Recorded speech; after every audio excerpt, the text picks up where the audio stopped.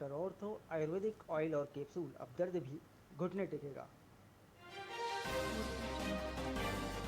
कोल India की पहली महिला डिस्पेंसरी बिलासपुर में शुरू। SECL बिलासपुर में महिलाओं की 14 सदस्यीय मेडिकल टीम, डॉक्टर से फार्मासिस्ट तक महिला स्टाफ की पूरी टीम।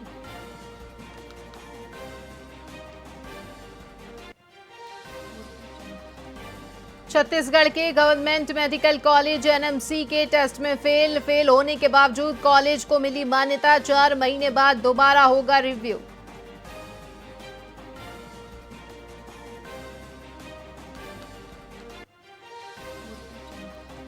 बीजापुर के जंगल में नक्सलियों ने किया प्रेशर IED ब्लास्ट। एक नाबालिग समेत 3 ग्रामीण हुए घायल। पैर और चेहरे पर आई गंभीर चोटें।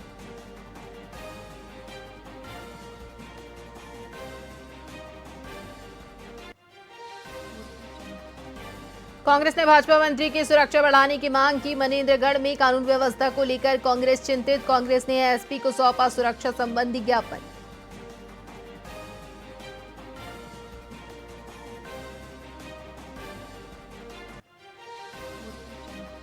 एम्स रायपुर में भीष्म क्यूब का हुआ उद्घाटन। स्वास्थ्य मंत्री ने किया चलता फिरता अस्पताल लॉन्च।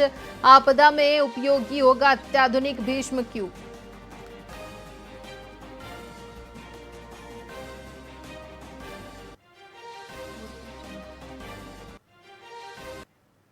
नमस्कार, स्वागत है आपका VIP न्यूज में। मैं हूं आपके साथ आयुषी सुनवानी। रुक करेंगे खबरों की ओर।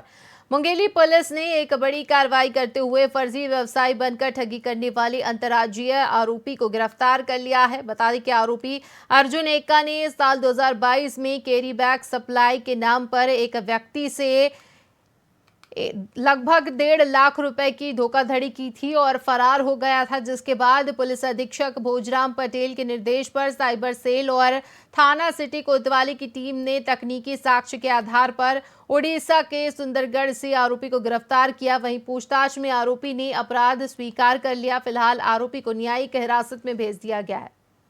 कोतवाली में 25 फरवरी 2022 को अनूप सत्यपाल नाम के प्रार्थी ने आगे बताया था कि इंटरनेट के माध्यम से गणेश इंटरप्राइजेस से कैरी बैग मंगाने के नाम पर 1,61,000 रुपये की ठगी की गई है।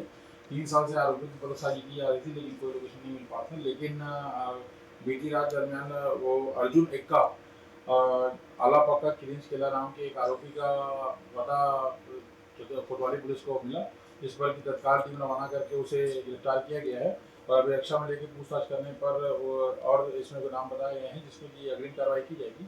और जो प्रकरण कोतवाली में दर्ज किया गया था वो 128/2022 420-34 के तहत IPC के तहत विधिवत गिरफ्तार कर रिमांड में लिया गया। प्रख्यात कथावाचक पंडित प्रदीप मिश्रा श्रावण महीने में कोरबा जिले के कुदूर मालम में से भगवान शिव की महिमा का बखान कर रहे हैं। उन्होंने चौथे दिन कथा में कहा कि भगवान शिव के दरवाजे पर आकर ही लोगों को शांति, दिशा और सफलता मिलती है। उन्होंने ये भी बताया कि सावन सोमवार का विशेष महत्व इसीलिए है क्योंकि इसी दिन देवी लक्ष्मी को महालक्ष्मी का नाम शिव से मिला था। पंडित प्रदीप मिश्रा की कथा के स्थल में समिति व्यवस्था की गई है और सुनने की इच्छा रखने वाले अनंत इस बात को ध्यान में रखते हुए कोरबा के महानदी कॉम्प्लेक्स में डॉक्टर नागेंद्र नारायण शर्मा ने प्रोजेक्टर से लोगों को कथा श्रवण कराने का जिम्मा लिया है। पूजा पाठ के साथ लोगों ने कथा सुनी।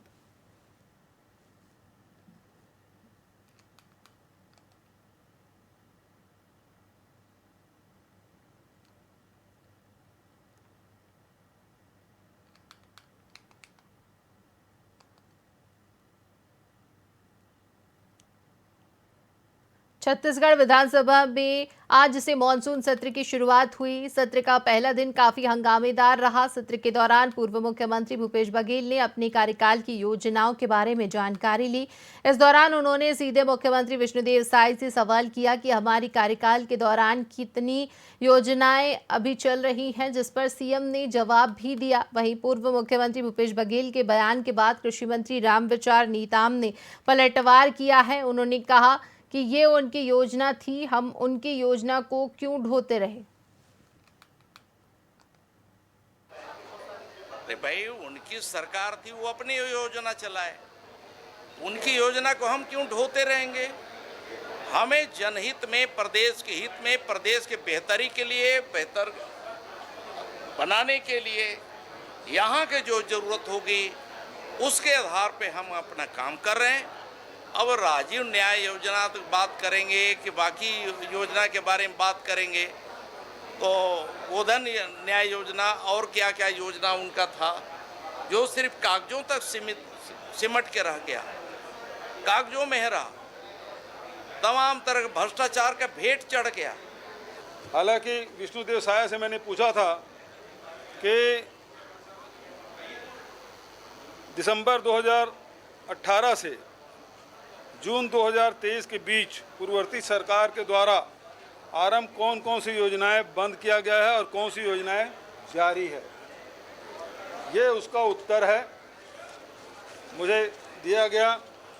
और बहुत मज़ेदार बात यह है कि सरकार ये कह रही है 15 नंबर कृषि विभाग, राजीव गांधी किसान न्याय योजना जारी है, गोधन न्याय योजना जारी है। छत्तीसगढ़ विधानसभा के मानसून सत्र के पहले दिन खाद बीज संकट का मुद्दा प्रमुखता से उठाया गया। नेता प्रतिपक्ष डॉक्टर चरणदास महंत ने विधानसभा में इस संकट पर चर्चा की, जिससे किसान समुदाय में बढ़ती चिंताओं को उजागर किया गया। इस मुद्दे पर विपक्ष ने स्थगन प्रस्ताव लाया, लेकिन कृषि मंत्री रामविचार नेताम ने स्थिति स्पष्ट करते हुए कहा कि सरकार किसानों को उर्वरकों के संतुलित उपयोग के लिए जागरूक कर रही है और वैकल्पिक खाद के उपयोग की जानकारी भी दी रही है। सदन में विपक्ष के हंगामे के कारण कार्रवाई 5 मिनट के लिए स्थगित की गई और ये मामला विधानसभा में गर्मा गर्म बहस का कारण बना।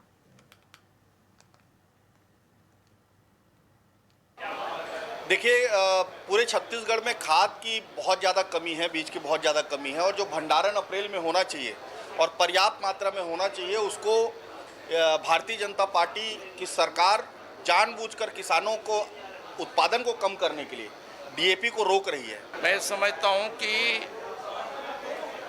विपक्ष का एक कर्तव्य है, धर्म है, अपना विपक्ष का धर्म निभा रहे हैं, लेकिन धर्म निभाने के आड़ में गलत बयानबाजी करना, मैं समझता हूं कि लोकतांत्रिक जो मर्यादा है उसके विपरीत है और विपक्ष को जो वस्तु स्थिति है उसके आधार पे जरूर ही बात रखनी चाहिए, उनका अधिकार है।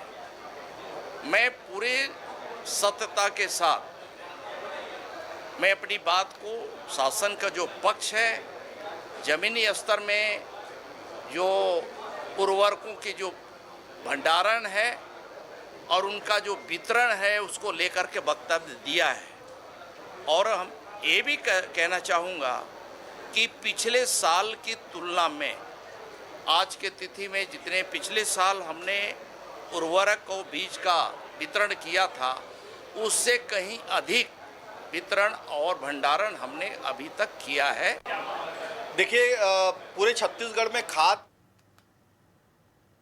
फूलगोभी की फसल में हुए नुकसान की शिकायत लेकर बेमेतरा जिले के ग्राम सेवरिया, कंदई, सोन चिरैया और हाट रांका के किसान कलेक्ट्रेट कार्यालय पहुंचे। किसानों ने बताया कि उन्होंने लीलाधर ओम प्रकाश राठी कृषि दुकान से बीज एजेंट डाकवर वर्मा के माध्यम से नामी कंपनी का गोभी बीज खरीदा था। किसानों ने इस मुद्दे की जानकारी दुकान संचालक और कंपनी को दी, जिसके बाद कंपनी के कर्मचारी और विशेषज्ञों ने जांच की और फसल क्षति के मुआवजे की बात कही, लेकिन किसानों का कहना है कि उन्हें गुमराह किया गया। किसान अब दूसरी बार कलेक्टर से मुलाकात करने पहुंचे हैं और मुआवजा दिलाने की मांग कर रहे हैं। उनका कहना है कि यदि उनकी समस्याओं का समाधान नहीं होता है तो वे और अधिक सख्त कदम उठाने के लिए मजबूर होंगे।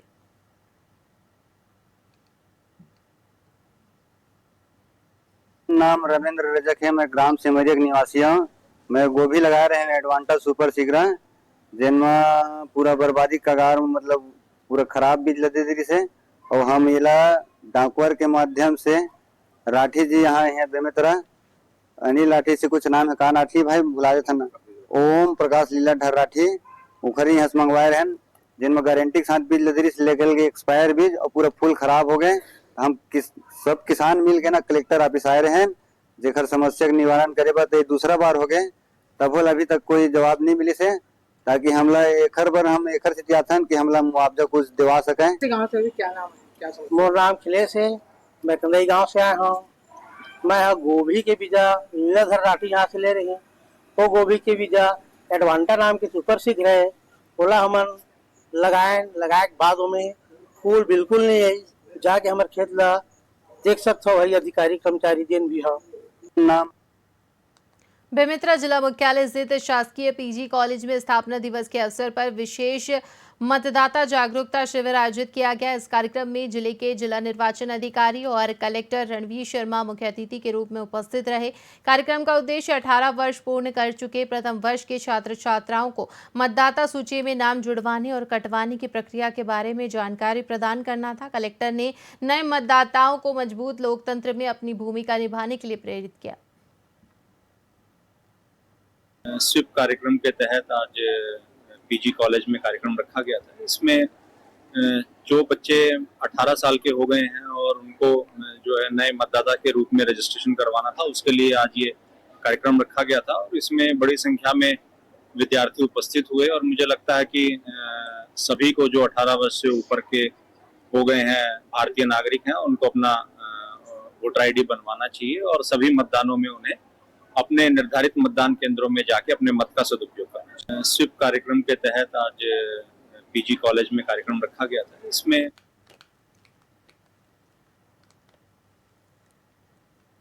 इसी के साथ खबरों में फिलहाल इतना ही। बने रहिए वीआईपी न्यूज के साथ। मुझे दीजिए इजाजत। नमस्कार।